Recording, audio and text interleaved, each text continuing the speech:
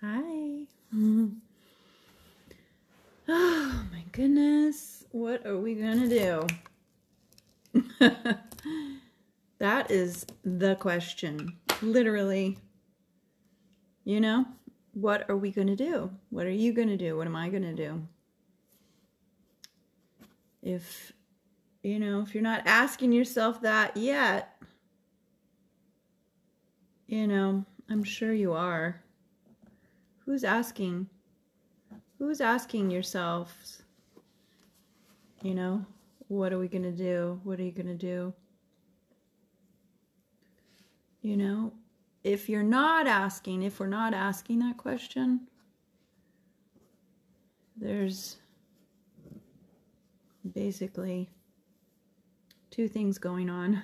One, we're numb, which is a very valid response, to be numb. And or I just ask a question. If anybody's asked themselves, what are we going to do? What are they going to do? What is oneself going to do? So if we're not asking that question, we're either numb or we're still feel protected by the status quo and part of the oppressed system, the systems that oppress. So if you don't find yourself saying so numb is part of that feeling of hopelessness or overwhelm, or what can one person do? What can I do to make a difference? And we know that old parable, plant a seed and a forest will grow. But it's challenging when we feel hopeless to feel like planting a seed it's hard to see the seed. Even if we know that seed might grow, that forest, past our time of when we might see it. We grow that forest for the next generations. So the visionaries and the activists and the inspired ones and the truth sayers, if we're just living for ourselves, that's kind of a wake-up call there. Because I think people that live from their heart really care about other generations, the future, the children. I know I do. I mean, certainly you think about yourself. But I really think mostly about the future, the children, and the children now that are just, suffering in this terrifying lack of leadership, and this leadership that is really a cult to destroy life, and if you're so numb and sort of obedient that you can't see that, that's something to take a look at. Not that I think I'm right about, but that's my gut, my instinct, my soul, my heart, my spirit. And there's so many people disconnected from their spirits that literally we cannot be in leadership or really be a human being if we're disconnected from our soul and our spirit. It's not that we're always, it's, being a spirit incarnated in a body is it's a mysterious thing, The spirit's unlimited and the body is limited. So it's in this box and in this sort of mortal prison that is also very beautiful and just returns us to our spirit in this wild dance, So that's what this existence is. It's a dance. It's a wild dance. And it can be very painful and very, very beautiful and everything in between. So I just, witnessed the insanity of what they call the debates, which we never really watched those much in my life. I kind of got engaged a little bit with the Obama election, the first one, and then, some with the one 4 years ago, 5 years ago, that whole drama. So, it's just, oh goodness, I don't know, pipe in if you want, feel free to speak up if you want to share something. I just felt like jumping on and seeing what my soul wanted to share. My heart just,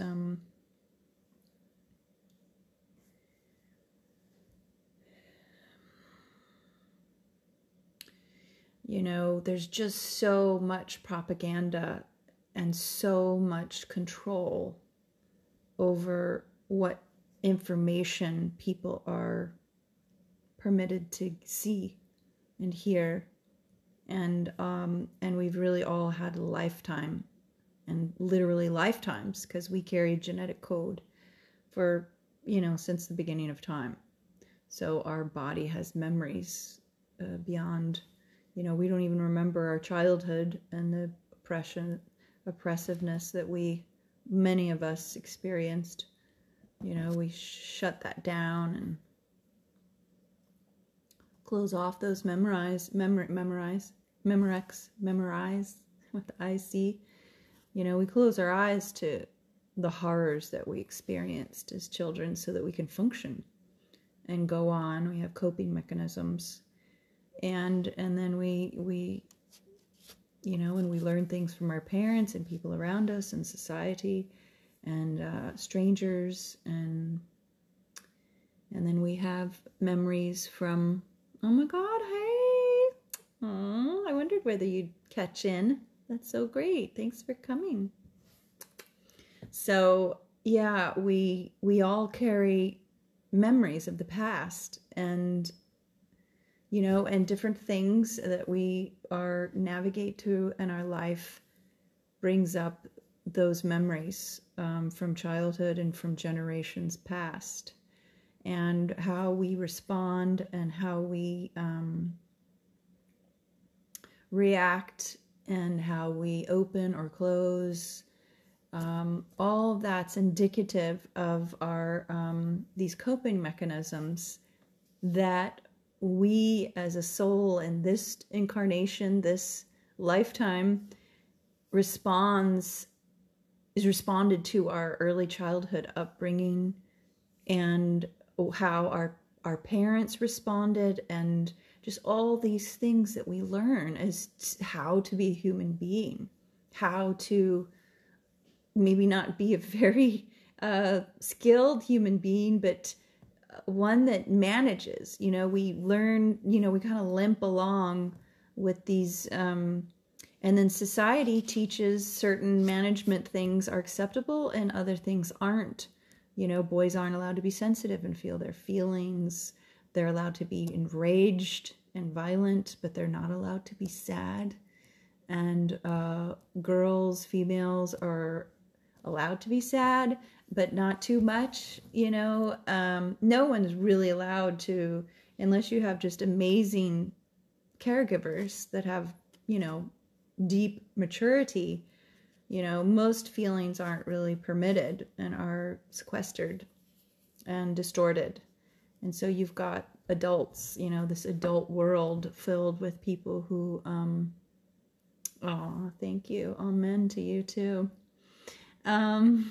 Filled with just these handicapped creatures, and these creatures that are handicapped, i.e. us, human beings, are running around, thinking that we have dominion over the world and all other people, and the earth and the water and the air and the rain and the rivers and the ocean and the whales and the dolphins and the viruses and bacteria. And it's like, oh, okay, well, let's just kill whatever we like and rape women and children and babies and boys and girls and kill all the whales. It doesn't matter. Just consume, and rape anything, you know, put poisons in the earth and bury it, dump off the side of the boat, the aircraft carrier, and just dump off the nuclear toxic waste and into the ocean. And, you know, it's just insane.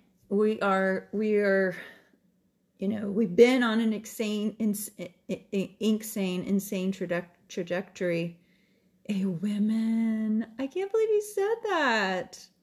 That's so weird, because my dad used to say that. That's fat. That's, have you ever said that before? Did you just bring that through right now? Actually, he said a variation of that. So that's wild. So, yeah. So, you know, I just listened to this so-called debate thing, and you've just got, you know, to tell you the truth, and I have people, I read people's comments, because I post all kinds of things that aren't necessarily what I believe. Nope. Oh, that's so wild. That's amazing. You never said that before. Very cool. And it's funny because I have some suffragette stuff I wanted to read tonight and share. I don't know if any of you watched this debate of just it's fascinating. They're really two people on opposite poles, and I don't mean politically or you know, because they're both puppets. They're just both puppets. I definitely know that, you know, Biden has heart and he has empathy, whereas the other person doesn't. And yet he did have empathy and said these states need to open, and it's the Democratic states that are all closing everything down. And I 100% agree with the current fake president on that. You know, and other people, it's so funny, would get very mad at me for saying that, and other people would agree. It's just fascinating. You know, the spectrums, the pendulums, you know, it just depends on, you know, why has this, I don't know, how many of you heard the woman from China who has been interviewed on all the major networks and now is being interviewed with all these individual reporters shows, and but she's on the saying that this is man-made and everybody knows it, and you know, people have been whistleblowing that this thing is man-made, and I've said it for 20 years that germ warfare is the biggest concern, and it'll probably come from our own country. I said that 20 years ago. And there are no countries. There are no countries. No. There are no countries. Maybe just a little bit, a little teeny bit, but not really. Because everything is owned by just a very few people. And they control everything in the world. You see that by just the mere fact that basically who owns the media, and they own it all over the world, except for, you know, but basically they all agree on what's going to be programmed on television all over the world. And some are more limited than ours, but basically they're all saying the same thing. And just to program people, and if you're watching television for anything, I mean, you just have to ask yourself that question, like, why do you still believe that that's a source? You know, of course, you know, we're so bereft of fellowship and camaraderie and a sense of fulfilling leadership, even being, perhaps, I mean, maybe some of you not, but, you know, I'm, you know, down deep, I mean, we all have different sides. We're all, you know, we don't always necessarily want to be the leader. If we are, you know, sometimes we want to hear someone else's direction and wisdom, and somebody tell us something comforting or tell us the truth, and so people turn the television on and they want to hear this so-called news. It's not news. It's a script that those people perform, and they're actors. They are not reporters. They're actors, and they're reading what they are paid to say. There are reporters out there, but I would say that there are hardly any on television. I think the New Yorker is good. I can't, say 100%, but and your heart, that's the reporter. But if your heart is covered over with scales and protected, and protected by the fear instead of the feeling, if you're protecting your heart from the deeper fears that you have, and you're allowing yourself to be implanted by these fears projected through the television and radio, and every song you hear is all filled with subliminal messages, you're not free. I mean, we are all deeply conditioned, deeply, horrifically, terrifyingly conditioned. And some people are conditioned more than others. And, basically there's two kinds of people. I'll tell you right now. You want to know the secret, or should I draw it out a little bit?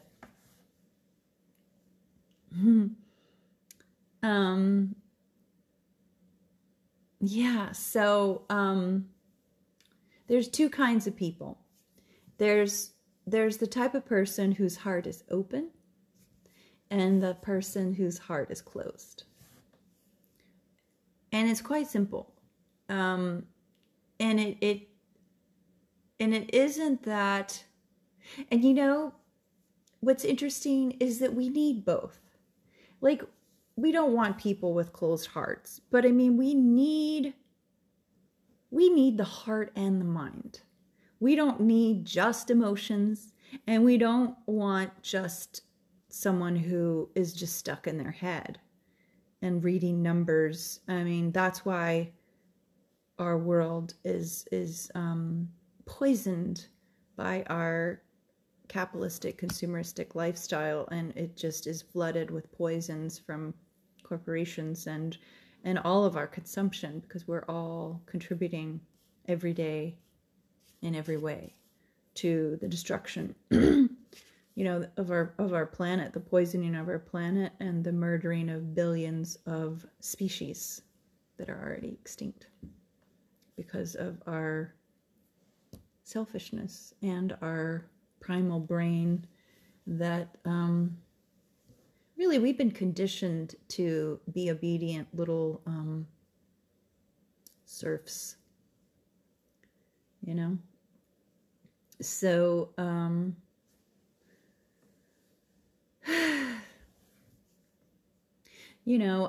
it's just, it takes courage, and I've said this before, and I guess I'll keep saying it. And I know it because I've had to be courageous. And sometimes in the most excruciating moments that just didn't end. And sometimes that pressure is there in order for us to birth out of the chrysalis of the, really, it can be part of the healing process if we let it, if we know how to let go. But if we don't know how to let go and we keep holding on, then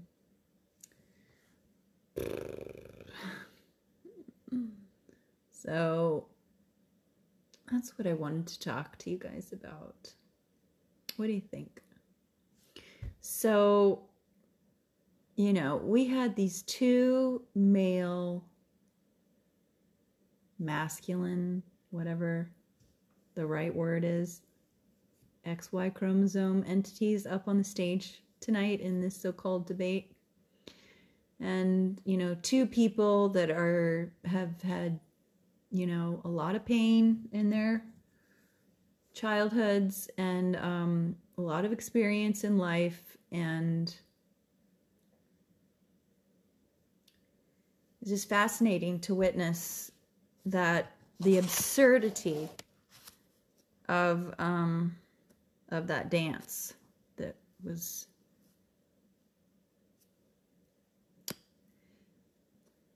I will speak more about that at another time, what I mean by all that. But I do want to say that voting, yeah, you can vote, but it's not going to fix anything. It's not going to fix anything. I mean, I'm not saying don't vote. Do what your heart tells you to do, but a lot more has to be done. We have to grow up, each of us.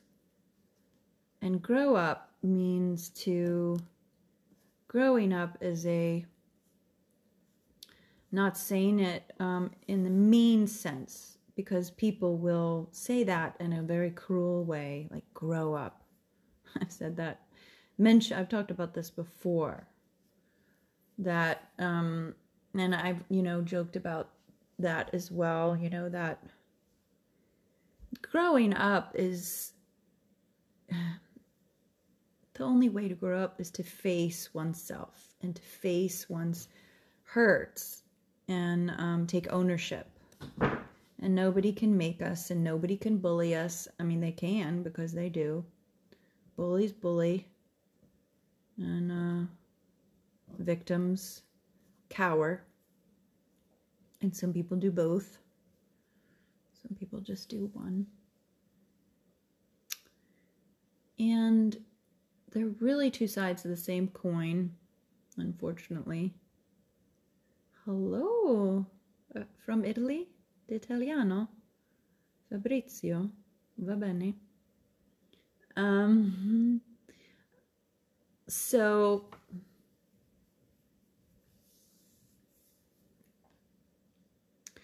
the real solution is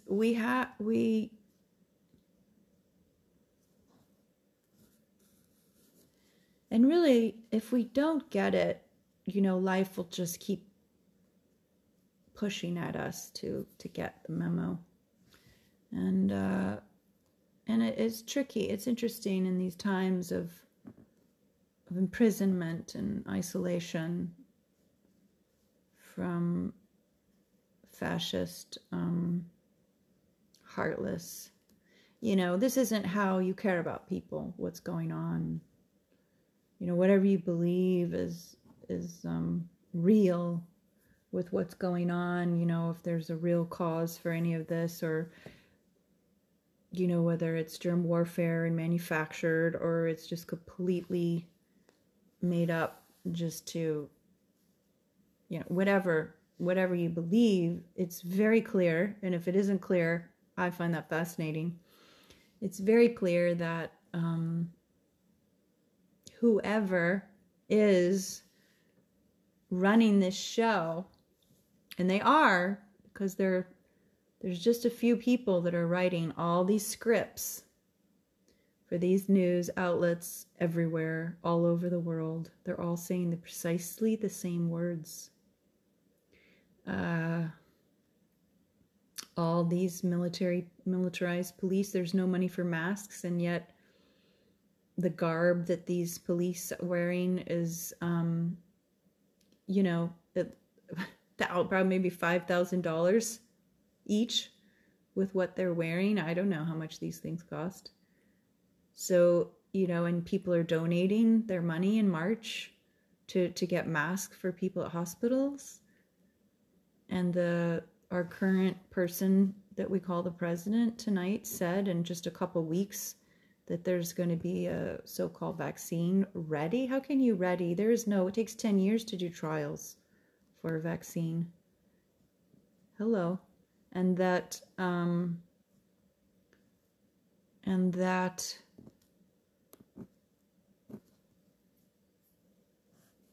my brain is wandering. So what did he say?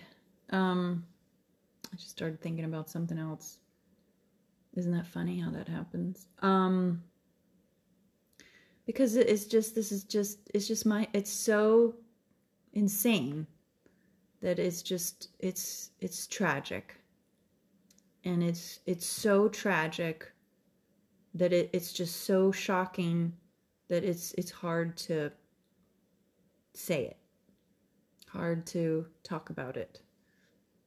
Hard to realize, to acknowledge it, because it's just so insane. He said that there's going to be military ready in a few weeks with the vaccine. In one sentence, he puts these things together. Is that a red flag for anyone? Hello? Why is there military needed and a vaccine that's had just what, a couple months? You can't give people, it takes years to safely, if any vaccine is safe, so many people are sick, even if they're not, the obvious injuries that our vaccines cause from the DNA from other animals in little babies' bodies, XX chromosomes, XY chromosomes, male and female chromosomes from animals, plus fetal tissue from aborted babies in all of these vaccines. That's a fact. So you're putting into like a little girl baby XY chromosomes from a male animal in these vaccines. Could this be why some children are so young, identifying with a different sex than their body? I mean, people, we know historically throughout time, people have always been reported and have stories of, in their culture, and not just, I'm gay, homosexual, whatever the right word is, that's different from people who are actually identifying opposite from their physical body gender. This is what I'm talking about. And is it possible that these vaccines with the genetic code of the opposite gender being injected into little children, could this be affecting? I'm just got to ask the question. And my, and I know from, my Native American friends, they have always had, some people that would identify with not just, with the opposite gender from their body, and they were called two spirits, and they were given a place of respect and honor, and they had special roles, that they chose, but their roles were respected, and they were kind of, really, there was like a place that we're honored and respected, as all the people in the tribes were, but it was considered something special. And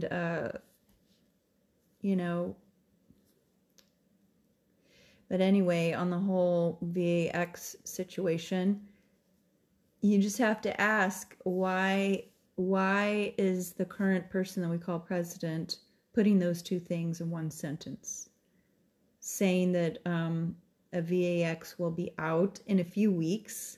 So that's just not possible to have. And we've already had the science is not, it's not safe. So why is he pushing that? Why is that what only thing that people care about is pushing that? Why? And why militaristically? Why are those two things together? That's not caring about people.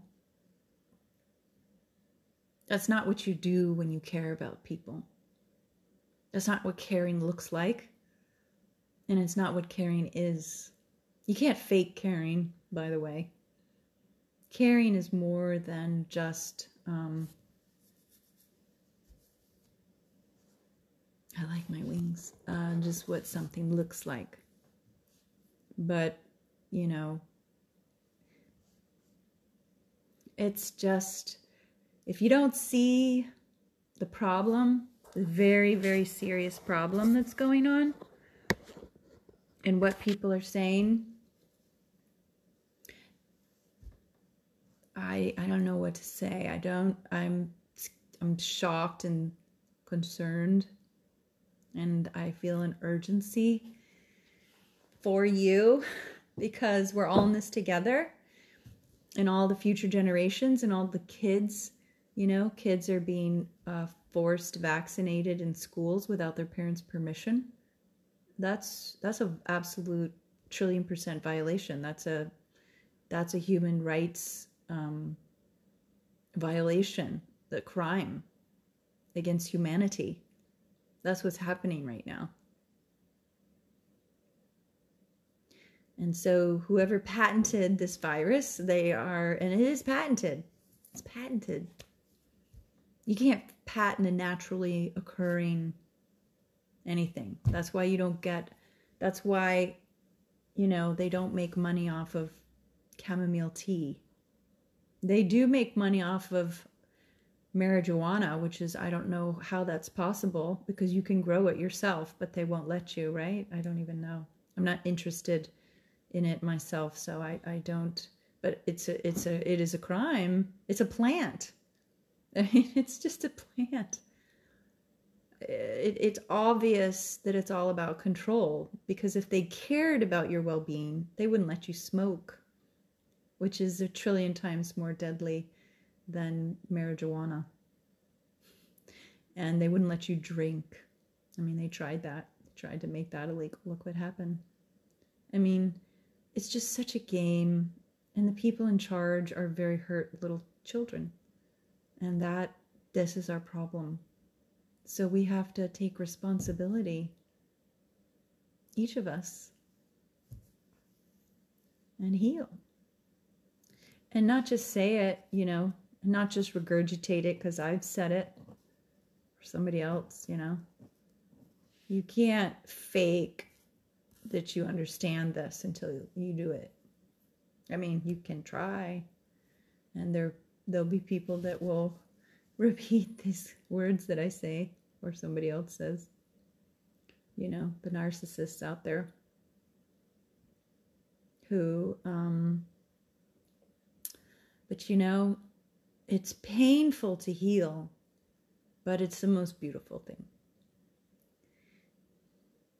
The sadness is the bully, the tyrant is really the saddest, and I've said this many times, of all, because they're really missing all the beauty, but they're in so much pain that they're pushing all that away, and then they're just creating a hell for everybody else, and getting off on it as well. But it's because they're just so terrified to be vulnerable. But that's what's causing hell for everyone on earth, and it has been going on for thousands of years, and it will continue to go on until we wake up and understand this ourselves, with ourselves, and understand it so that we understand what's going on in the world and we're not naive. And that's why I'm talking about this. And I hope some of you stuck around and will stick around to watch this later. Yeah.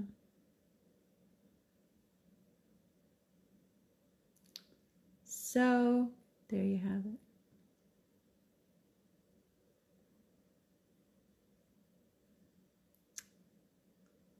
Yeah. It's just our pain that we haven't healed is causing the nightmare for billions and billions of creatures that have already died at our hands, directly or indirectly. Animals, insects, trees. At our arrogance, our hubris, all born from our unmet needs as children, all born from our unhealed hearts and minds, our abandonment, our neglect, and our sorrow that we don't want to feel to heal. So we've got this choice, this so-called election, which, does it matter? It'll look different, but does it really matter? They're both puppets of a much, much, much, much, much more insidious entities. And if you can't see that hand at play with this so-called lockdown, so many other things, we have a great opportunity to grow through this if you're not starving. My God. The people going mad, the people in abusive relationships, people have their mortgages, their homes, their rent. Where's the news? None of that is on the news.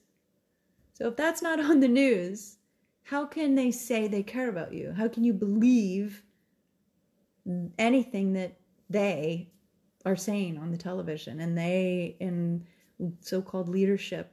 Oh, do this and we're doing this. How can you believe anything they're saying? Because they're not doing anything to help people who... How can you let people die alone in a hospital? How? How can you let people give birth alone without their husband or their spouse, whoever, or their mother, or their father, or whoever they need as their support, their doula, their midwife? They can have one, and then they put a mask and there's plastic between them. And the baby, plastic? Why? That's insane. And the vulnerable mother who's been trained to take all that bullshit and not speak up, and the tyranny of these authority figures in a hospital, and then these babies that are just already going to have just huge issues. That's what they want. They just want to create generation after generation after generation that's disconnected from their soul and their spirit, from so much pain. I mean, do you know that we need love? Are you going to fight for love? Have any of you ever fought for love? I have.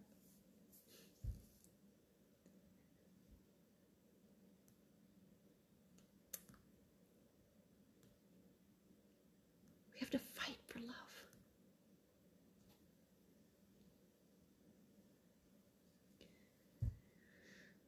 We have to fight for love. Stand for love. Stand up for love.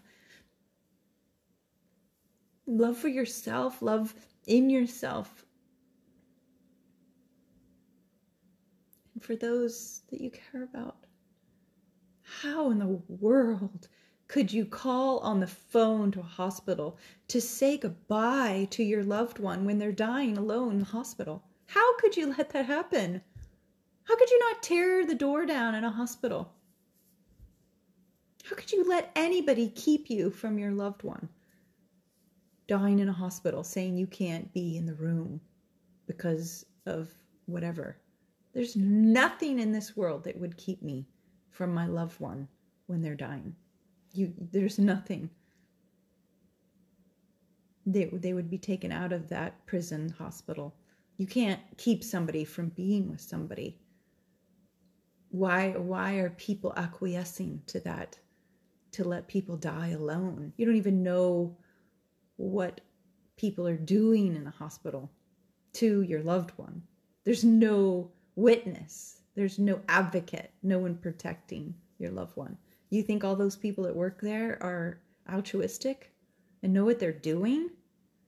You think they know what your loved one needs? No, they do not. They have a small little toolkit that has a spectrum about this wide. And love is infinite, and love knows. They don't love your loved one. They don't know what your loved one needs. And there may be some with heart, but very, very few that even have time. They don't have time. even if they had some love. But all of that is just drained out of them. It's really a bunch of vampiric, they're just making money for the pharmaceutical that whole pharma mafia industry. All right, I wanted to read this thing. Maybe I'll start another live to read this other thing that I wanted to read. So, my friends, thank you for listening. I hope it was helpful. And you don't have to pay attention to anything I say. I mean, you can pay attention, but I mean, where does it fall in you? What does it awaken? What does it move? What does it touch in you, what I'm saying? Does it make you think about what you feel? Or do you think differently? Does it help you clarify, because that's what dialogue is about, listening to one another. Listen to learn from one another. So we need different perspectives, and we need perspectives that are different from what might be comfortable for us. And, and to be shared, not in a bullying way. My heart goes out to all of you, and I love you. And take really good care. Love yourself. And thank you all for joining. It's very, very nice.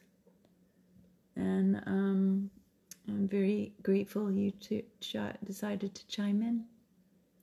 So I hope it was helpful. Okay? Take good care. Let love rule. And it doesn't, people think that to be loving you have to be somehow never angry. And that's just not true. That's what these fascists and bullies want you to think. It's okay to feel your feelings, to be angry and sad.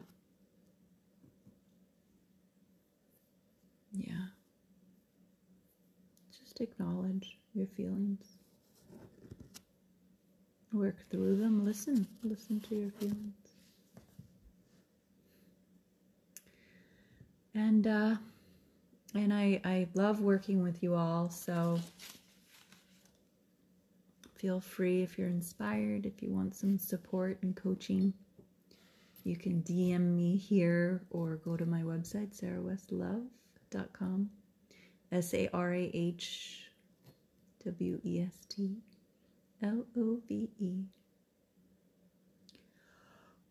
Oh, so lots of love. Okay? Take really good care.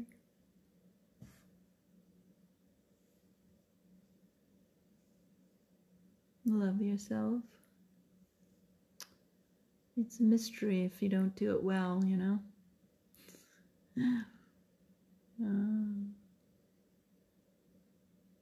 We have to